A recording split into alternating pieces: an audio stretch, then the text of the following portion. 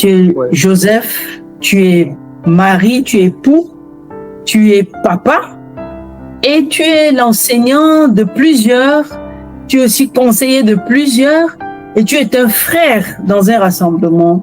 Comment est-ce que tu arrives à t'organiser, à faire ton emploi de temps pour rester performant dans ton travail? Ouais, c'est la discipline. Je suis très discipliné. Et je peux vous dire que j'ai des objectifs écrits, que j'ai dans un cahier, des objectifs de 20 ans, 25 ans, que je me suis donné depuis 2015, je crois bien. Et chaque année, j'ai notre cahier, chaque année, je m'en sers pour fixer mes objectifs de l'année. Et chaque semaine, vous allez voir, j'ai un autre cahier que je mets tout ce dont je dois faire dans la semaine. Là, cette interview, je l'avais déjà planifiée dans cette semaine. Et chaque jour, vous allez voir, même après cette interview, je vais m'asseoir pour planifier la journée de demain. Donc, je sais un peu ce que je vais faire demain, approximativement. Très organisé et discipliné. Oui. Voilà. Ça, c'est un. Deux, je lis la parole du Seigneur chaque jour. Il n'y a pas de jour que je ne lis pas la parole du Seigneur. Je lis la Bible tous les jours. J'ai même fini la lecture de la Bible au moins 2 ou 3 fois. Je crois bien. Ouais. Et je continue de la lire. Donc, je suis discipliné, je suis un peu rigoureux dans mes choses. Je lis la parole, je suis en contact avec la parole du Seigneur chaque jour. Je donne plus de temps au Seigneur et à ma famille, en fait, plus de priorité au Seigneur et à ma famille avant la vie professionnelle. Par exemple, tu l'as dit, après cette interview, tu vas planifier ta journée de demain. Ça veut dire que les choses pour toi sont programmées, planifiées et tu as une discipline pour les suivre. Comment tu gères les pressions et les imprévus?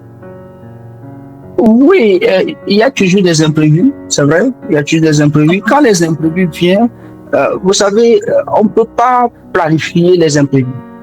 On ne peut pas planifier les situations d'urgence.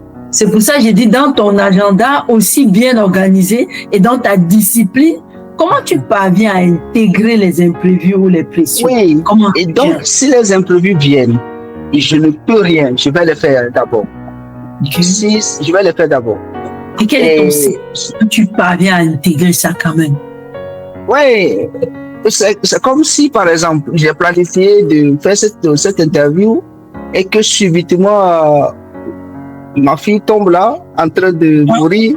Moi, je ne vais pas dire que je vais finir l'interview parce que je l'ai planifié d'abord. Non, je vais d'abord prendre soin de ma fille, ce qui est urgent, ce qui est imprévu. Je vais faire ça d'abord et si maintenant j'ai encore le temps, on peut faire l'interview. Et du coup, oui, je planifie des choses, mais il faut aussi dire, je suis un homme. Il y a des choses que je peux planifier et ne pas les faire. Ma santé peut ne pas me permettre de le faire. Si au cours de la journée, j'ai planifié peut-être aller voir ceci, faire cela, et que je reviens fatigué ou bien je me sens pas bien, non. Et c'est normal que je prenne soin de moi et que je remette ces choses-là sur des jours ultérieurs. Et du coup, c'est comme ça que je fais. Donc, voilà. Si tu as programmé, quand même, tu restes flexible dans ton calendrier. Au cas où quelque chose advienne, qui s'impose comme une priorité, tu intègres. D'accord. Alors, on va toucher un point qui est aussi important et qui concerne bien évidemment, comme on l'a dit, c'est une interview pour inspirer la jeunesse chrétienne. Alors, c'est quoi, pour toi, ça signifie quoi le leadership, toi en tant que chrétien? Si tu pouvais nous donner un peu en quelques mots. Je sais que tu enseignes beaucoup, mais tu pourrais y passer toute une matinée. Hein?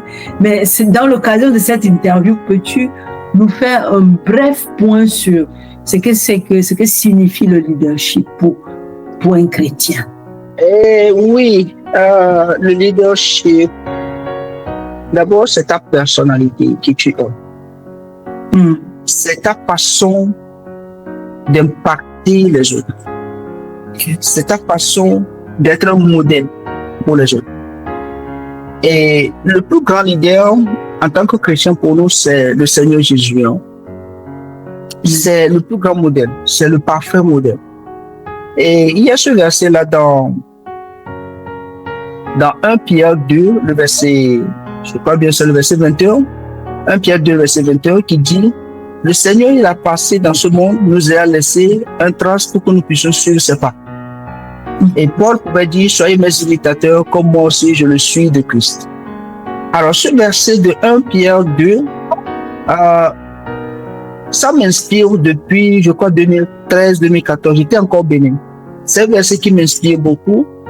Tu vois, je me pose toujours la question, devant des situations, qu'est-ce que Jésus ferait? Si le Seigneur Jésus était à ma place, qu'est-ce qu'il ferait? Quel choix il ferait? Comment est-ce qu'il va réagir? Comment est-ce qu'il va faire ceci? Et ça me donne plus de façon de... Et je comprends, je sais un peu ce que je dois faire si je veux vraiment ressembler au Seigneur Jésus. Donc le leadership pour moi, c'est d'avoir ce caractère, cette personnalité qui inspire les autres. De poser des pas à l'instar de notre modèle Jésus et d'avoir cette facilité d'impacter les autres positivement surtout. Positivement.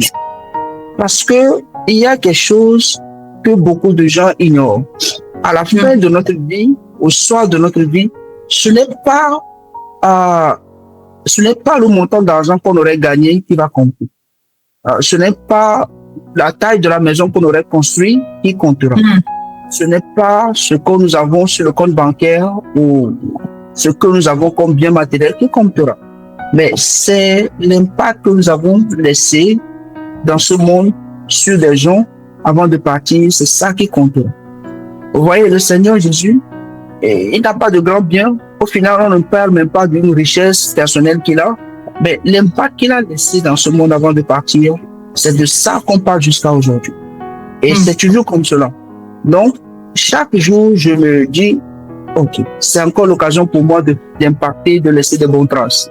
Et partout où je passe, que ce soit en classe, que ce soit chez moi à la maison, que ce soit n'importe qui que je rencontre, il faut que je laisse toujours de bonnes traces, des impacts positifs qui vont inspirer ces gens. Surtout que j'ai la grâce d'enseigner, d'impacter, d'influencer le futur des élèves. Oui, j'ai saisi l'occasion pour les impacter positivement. Et je peux vous dire que ça porte beaucoup de fruits. Donc, est-ce que tu as des mentors ou des modèles qui t'inspirent toi aussi? Qui sont-ils?